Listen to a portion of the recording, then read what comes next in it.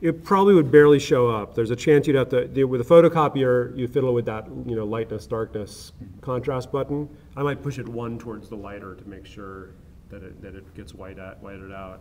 I often find that I do that anyway. If there's any trace of pencil showing, if you go, your typical photocopier, that's not a digital one, but like an old, the older style one, I'll usually go like one lighter to just make sure it bleaches out stuff like that, any pencil lines that are showing, and any schmutz on the paper.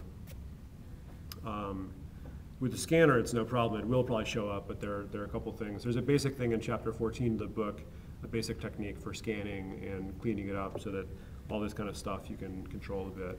And there are also more advanced techniques for really getting into fine details. Like say you want to keep this pencil stuff here, but you don't want to have these smudges to show, or or even like this pencil stuff you want to get rid of, and this you want to keep. You can select different areas and use different these adjustment layers, threshold and levels, which we don't get into in this book, but we're going to in our second volume coming soon. Not too soon, though. The other general class of making corrections is to paste in a new piece of paper, which could be, ideally, it's an extra piece of Bristol board. So we've got these extra strips on our paper because of the size we're working at.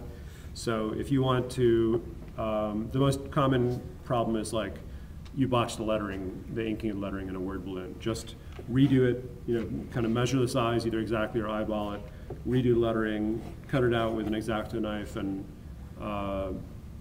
tape it or paste it in over the old lettering using something archival. It could be double-sided tape that kind of used for like scrapbooks, or even just like a library glue stick kind of thing. Those are usually reasonably archival.